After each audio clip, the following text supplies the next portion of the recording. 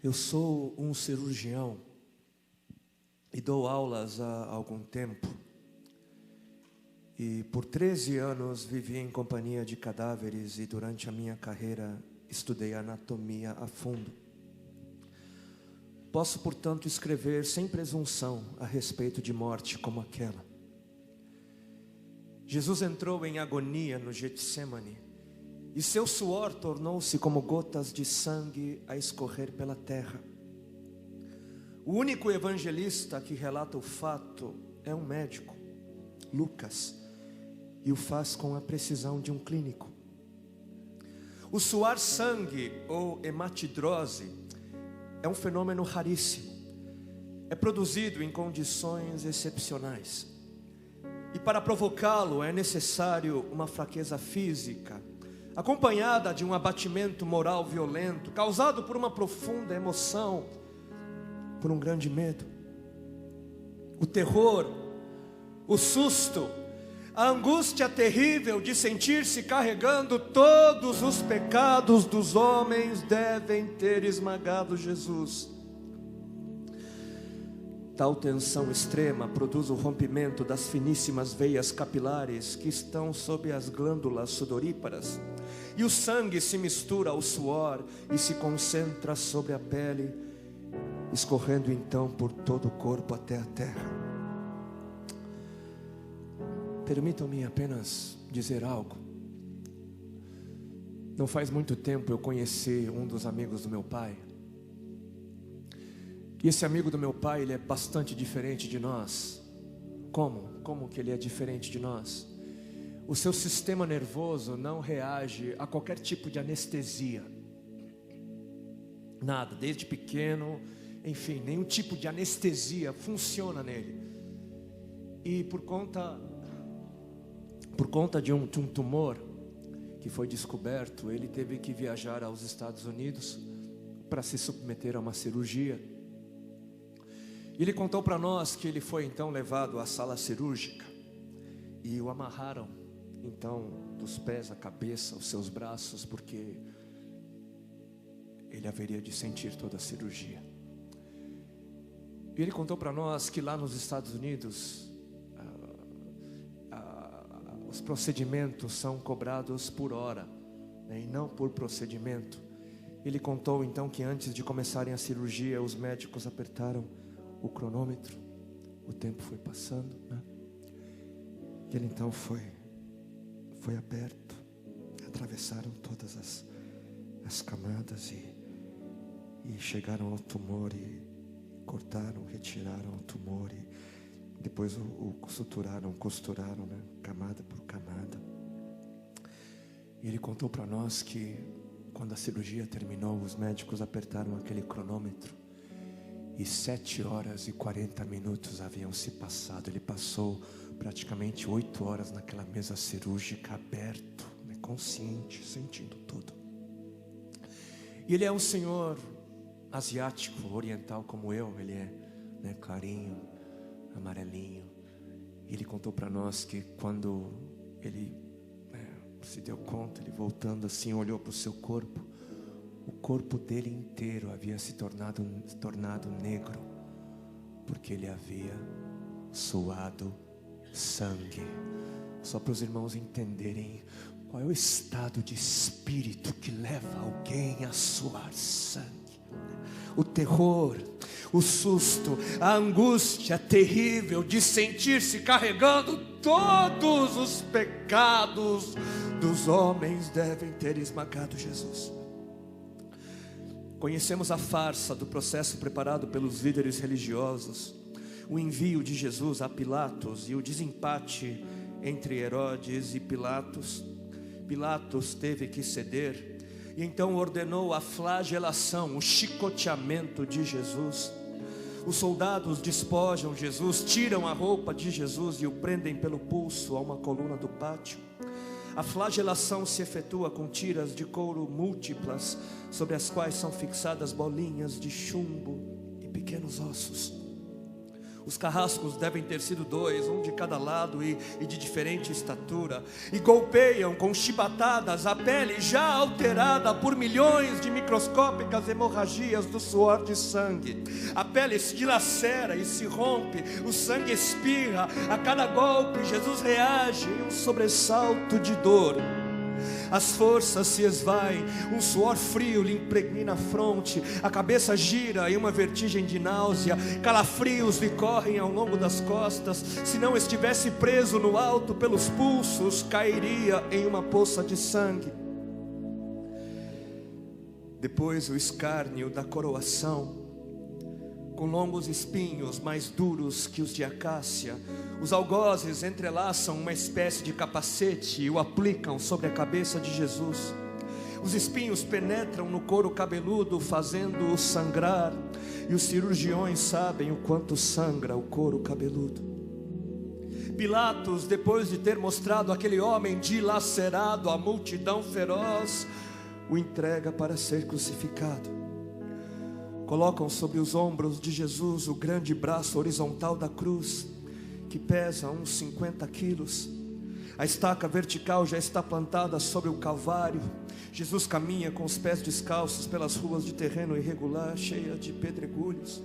Os soldados o puxam com as cordas. O percurso é de cerca de 600 metros.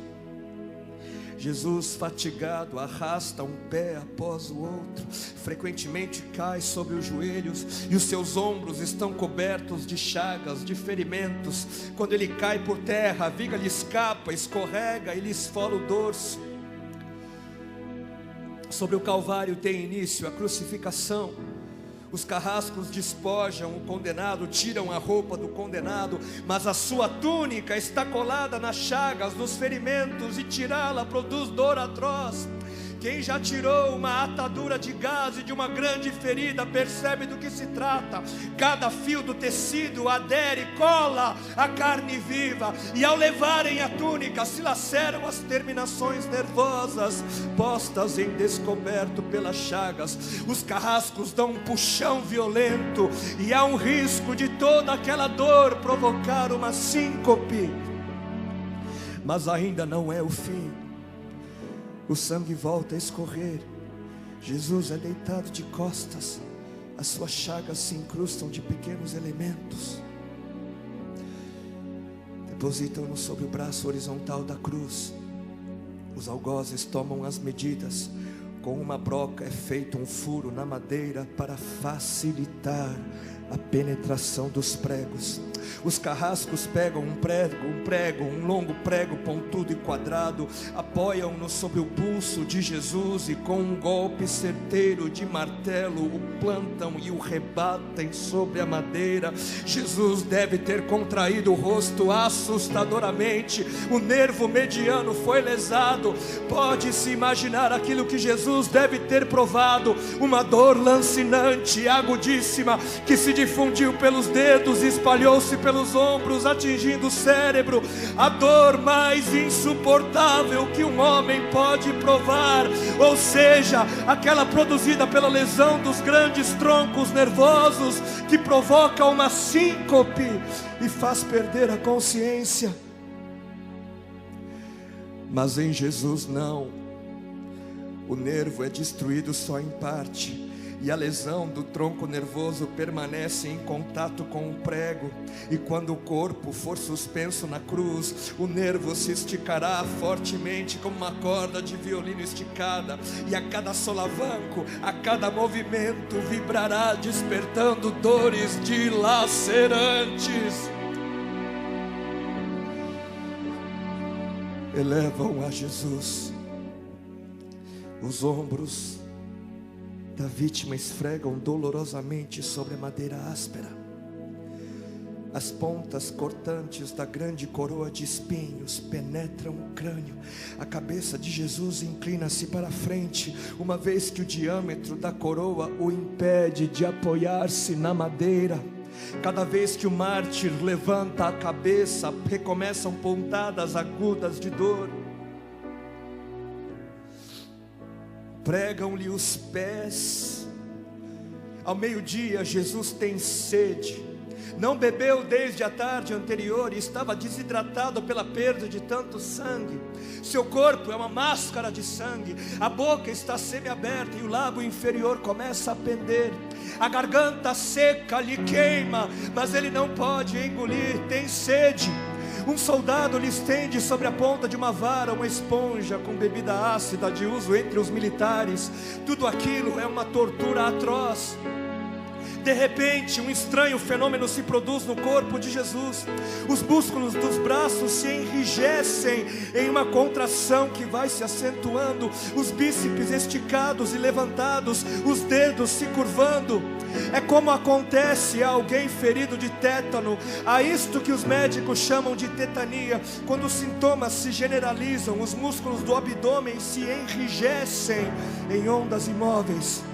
Em seguida, os músculos entre as costelas, depois os do pescoço e finalmente os músculos respiratórios se enrijecem. A respiração se faz pouco a pouco mais curta, o ar entra, mas não consegue mais sair. Jesus respira com o ápice dos pulmões, tem sede de ar como um asmático em plena crise.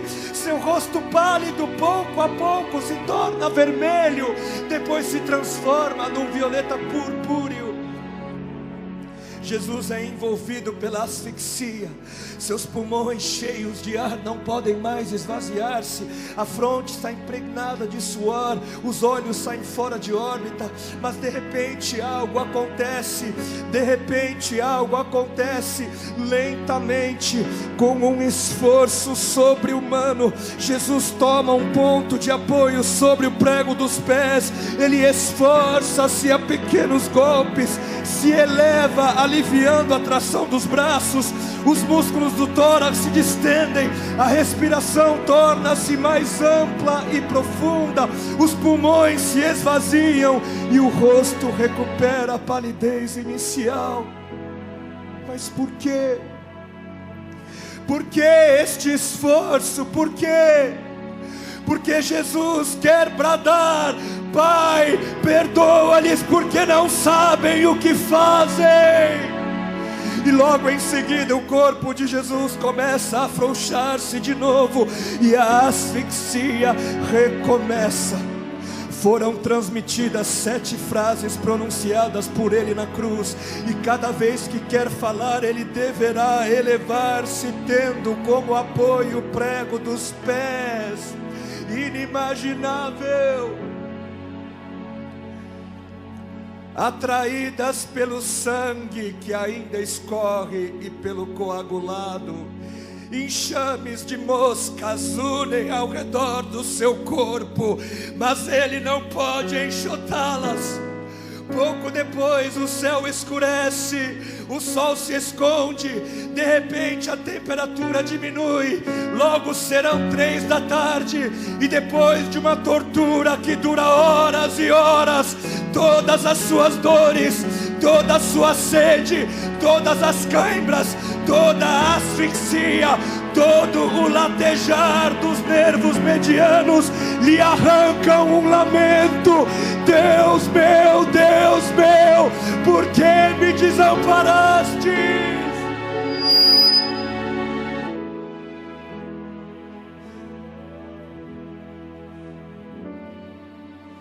Jesus grita: está consumado.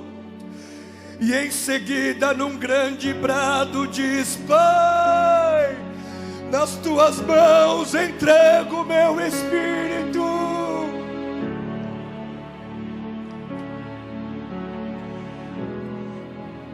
E morreu no meu lugar e no seu.